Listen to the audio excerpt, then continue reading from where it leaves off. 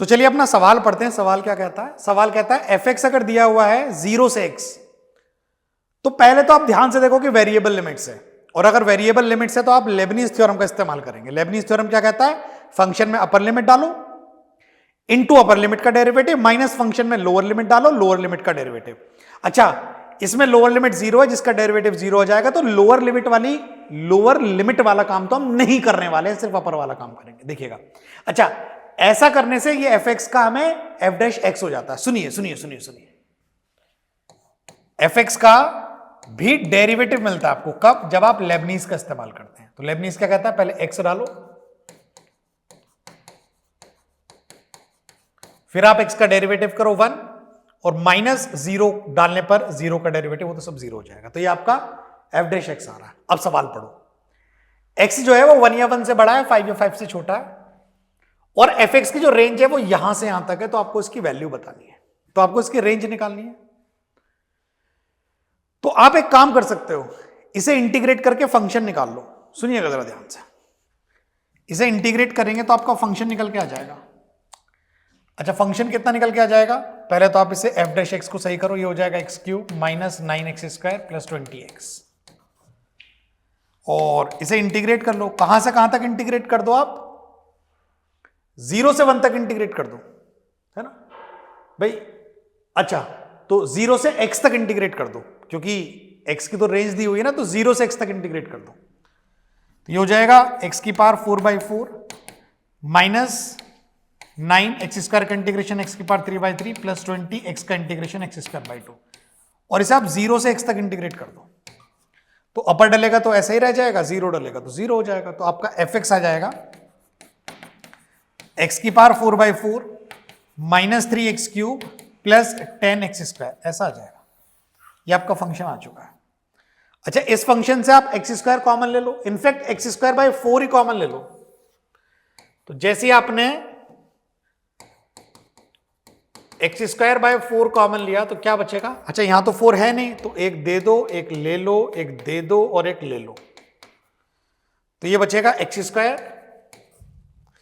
4 common जाने पर यहां बचेगा माइनस का 12x, और 4 कॉमन जाने पर x² कॉमन जाने पर बचेगा प्लस का 40। अच्छा, ये आपका फंक्शन है।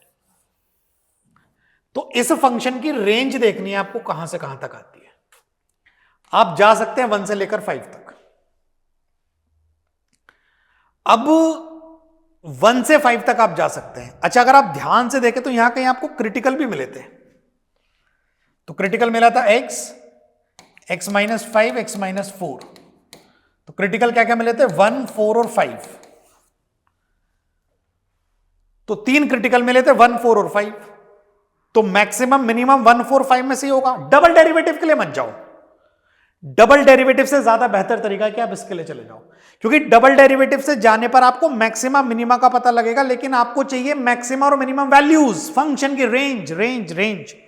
तो उसके लिए वापस आपको यहां आना पड़ेगा। तो डबल डेरिवेटिव पे ना जाओ, ये तीनों क्रिटिकल हैं, आप उठा के तीनों डाल दो, अभी पता लग जाएगा। अभी दूध का दूध पानी का पानी, 1 डालो, 4 डालो, 5 डालो।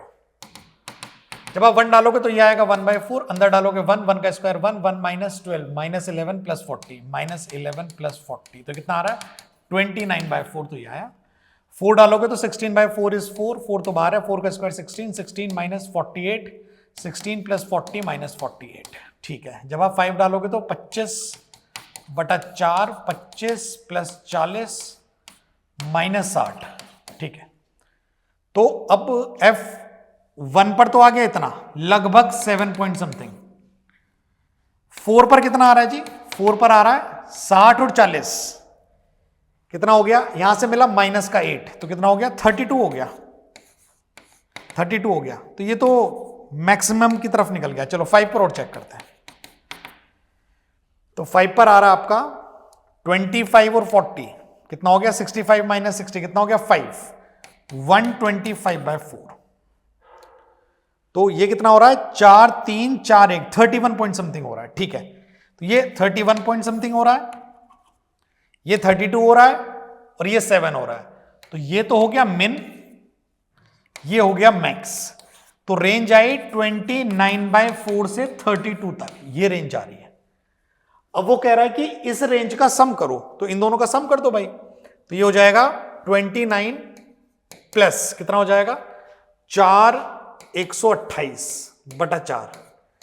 रेंज के सम को 4 से मल्टीप्लाई कर दो साहब। तो यह जाएगा 9 8 17 7, 7 किसमें, एक में 7 है, क्या थोड़ा सा और बढ़ जाओ, 2 2 4 और 1 5 और 157 157।